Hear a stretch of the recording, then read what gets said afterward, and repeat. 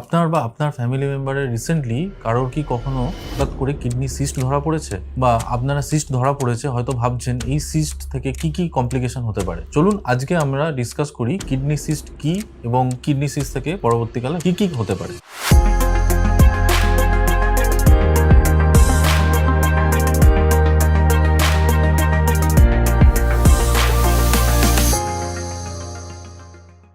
আমি doctor Sourav Sadhu Khan, consultant nephrologist at university multi speciality hospital. তো এই কিডনি সিস্ট হলো একটা টিউমারের মতো জিনিস যেটা কিডনিতে অনেক সময় গ্রো করে। এটা জেনারেলি আমরা তিন ভাগে ভাগ করি। একটা হচ্ছে সিম্পল সিস্ট, কমপ্লিকেটেড সিস্ট এবং একটা জেনেটিক্যালি ডিরাইভড সিস্ট, যেটা মেন হলো এডিপিকেডি। তো এই সিম্পল সিস্ট যখন কারো ধরা পড়ে, আমরা জেনারেলি ইউএসজি বা সিটি রুটিনলি করতে গিয়ে হয়তো খেয়াল করি যে একটা সিস্ট আছে কিডনিতে।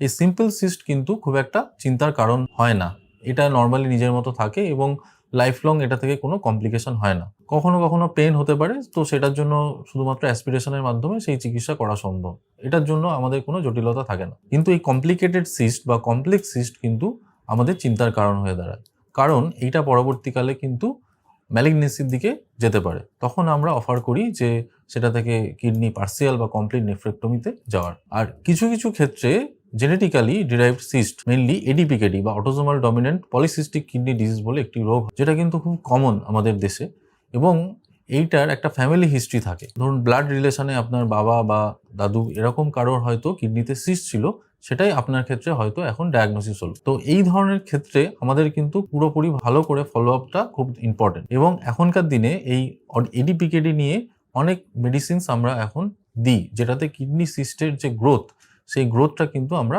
কন্ট্রোলে রাখতে পারি। তো এই কিডনি সিস্টের ডায়াগনোসিস করা খুব ইম্পর্টেন্ট।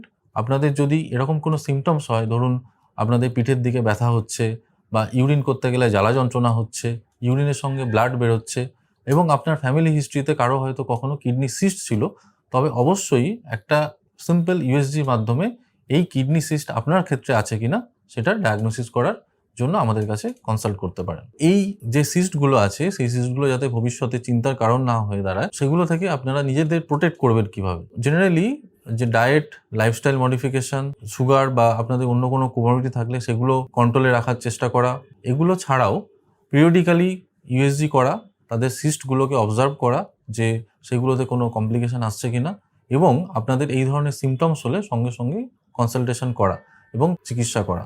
এডিপিকেডিতে বিশেষ করে আমরা দেখেছি যে এই কিডনিতে অনেক সময় ব্লিডিং বা স্টোন হয়, অনেক সময় কিডনি সিস্টে ইনফেকশন হয়, তো সেইগুলো প্রপার ট্রিটমেন্ট করা।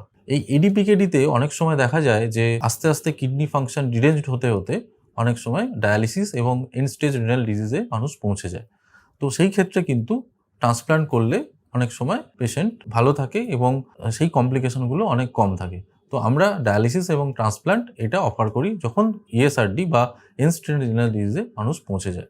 এডিপিকেডি আগে থেকে ডায়াগনোসিস হলে এবং তার সিমটমস যথাযথ ট্রিটমেন্ট হলে কিন্তু ইএসআরডি বা এন্ড স্টেজ রিনাল ডিজিজকে প্রিভেন্ট করা অনেক ক্ষেত্রে সম্ভব। এই ডিসকাশনের পরেও যদি আপনাদের কোনো কোয়ারিজ থাকে এই ব্যাপারে, কিডনি সিস্টের ব্যাপারে, আমাদের নিচের দেওয়া লিঙ্কে আপনারা আপনাদের কোয়ারি সাবমিট করতে পারেন। আমি এবং আমার টিম আপনাদের হেল্প করবে সেই কোয়ারিগুলোকে যথাযথভাবে অ্যান্সার দেওয়ার, এবং আপনাদের ডায়েট এবং লাইফস্টাইলের ব্যাপারে যদি কোনো কনফিউশন থাকে বা কোয়ারিজ থাকে, আমাদের এখানে ডায়েটিশিয়ানের টিম এবং মুক্তি যোগা প্রোগ্রাম এখানে অ্যাভেলেবেল, আপনারা সেটাতে এনলিস্ট করতে পারেন। ধন্যবাদ।